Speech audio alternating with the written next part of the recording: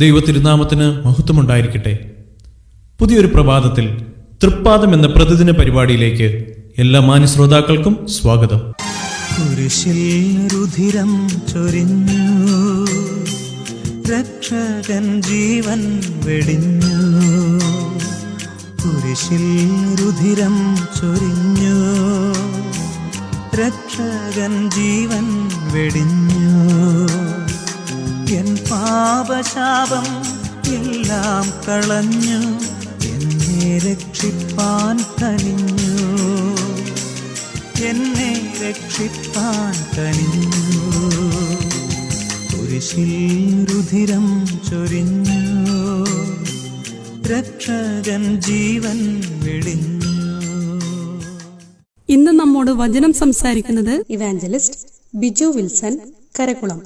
ഏറ്റവും പരിശുദ്ധനാകുന്ന ദൈവത്തിന് ഈ ആഴ്ചവട്ടത്തിന്റെ ആദ്യ ദിവസത്തിൽ മഹത്വവും ബഹുമാനവും സ്തുതിയും അർപ്പിക്കുന്നു.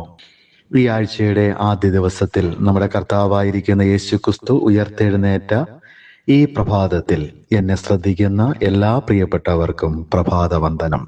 പ്രിയമുള്ളവരെ, നമ്മുടെ കർത്താവ് മരണത്തെ ജയിച്ച് ഉയർത്തെഴുന്നേറ്റ ആഴ്ചവട്ടത്തിന്റെ ഒന്നാം നാളിൽ വളരെ ഒരുക്കത്തോടുകൂടി, പ്രാർത്ഥനയോടുകൂടി, ഭക്തിയോടുകൂടി നാം കർത്താവിനെ ആരാധിക്കാനായിട്ട് കർത്താവിന്റെ സന്നിധാനത്തേക്ക് കടന്നു പോവുകയാണല്ലോ.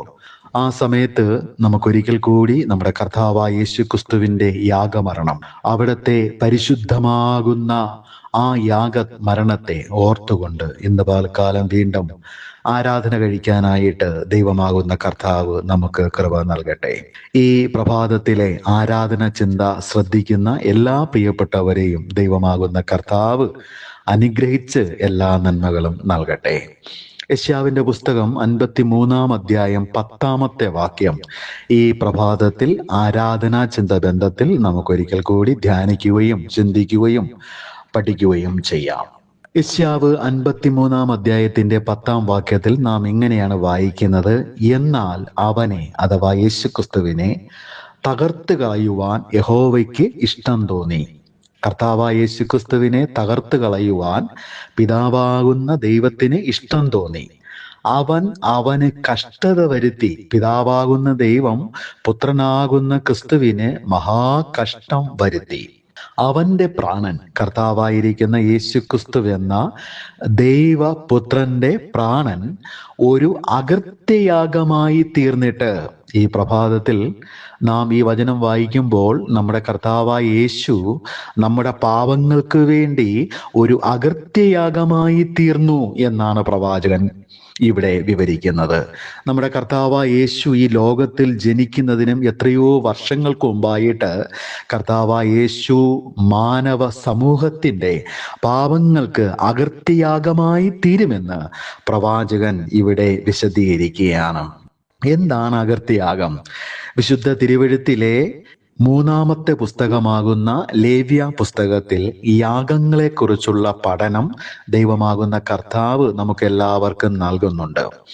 5 യാഗങ്ങൾ 5 അധ്യായങ്ങളിലായിട്ട് ദൈവമാകുന്ന കർത്താവ് മോശയ്ക്ക് വിശദീകരിച്ച് നൽകുകയുണ്ടായി. 1 ഹോമയാഗം, 2 ഭോജനയാഗം, 3 സമാധാനയാഗം, 4 പാപയാഗം, 5 അകൃത്യയാഗം എന്നീ 5 യാഗങ്ങളാണ് ദൈവമാകുന്ന പിതാവ് ഇസ്രായേലിന് നൽകിയത്. ഈ 5 യാഗങ്ങളിലും യേശുക്രിസ്തുവിന്റെ പരമയാഗമാണ് പിതാവാകുന്ന ദൈവം നമ്മുടെ മുൻപാകെ പ്രദർശിപ്പിക്കുന്നത്. യേശുക്രിസ്തുവിന്റെ ശരീരയാഗം, ആരാധന, പാപമോചനം, ഇങ്ങനെയുള്ള അനേകം വിഷയങ്ങൾ ഈ 5 യാഗങ്ങളിൽ കാണുവാൻ തക്കവണ്ണം കഴിയും. അതിൽ അവസാന യാഗമായ അകൃത്യയാഗം, ഈ അകൃത്യയാഗവുമായി ബന്ധപ്പെട്ട് നാം ഈ പ്രഭാതത്തിൽ ചിന്തിക്കുമ്പോൾ ക്രിസ്തു നമുക്ക് വേണ്ടി അകൃത്യയാഗമായിട്ട് തീർന്നു എന്നാണ് നമ്മൾ മനസ്സിലാക്കേണ്ടത്. എന്താണ് അകൃത്യയാഗം എന്നുള്ളത് വിശദമായിട്ട് നമുക്ക് ലേവ്യ പുസ്തകം 5 അധ്യായത്തിൽ കാണുവാൻ തക്കവണ്ണം കഴിയും.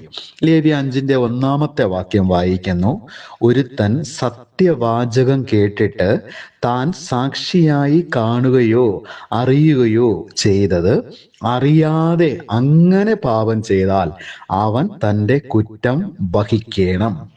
അതായത് മനുഷ്യൻ അറിയാതെ പാപം ചെയ്തു കഴിഞ്ഞാലും അവന്റെ പാപത്തിന്റെ കുറ്റം അവൻ വഹിക്കണം. ഈ 5-ാം അധ്യായം 1-ാം വാക്യം ഈ രീതിയിൽ രേഖപ്പെടുത്തുമ്പോൾ 5-ന്റെ 3-ാം വാക്യം നോക്കുക.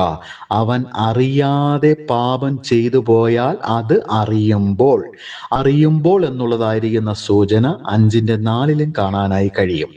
5-ന്റെ 15 വായിച്ചു നോക്കുക. അബദ്ധവശാൽ പാപം ചെയ്താൽ. 5-ന്റെ 17 വായിക്കുക.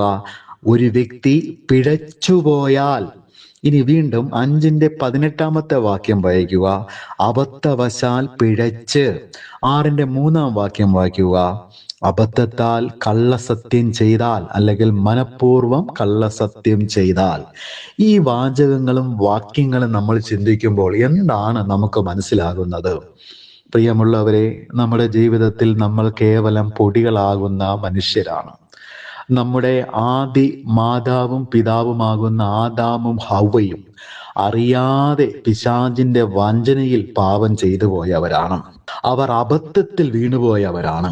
അവർ പിഴച്ചുപോയവരാണ്. അവർ അബദ്ധത്താൽ പിഴച്ച് ദൈവത്തിൻ്റെ സത്യവചനം കേട്ടിട്ട് അതിനെതിരായി പ്രവർത്തിച്ച് വഞ്ചനയാൽ അവർ അകൃത്യം ചെയ്തവരാണ്.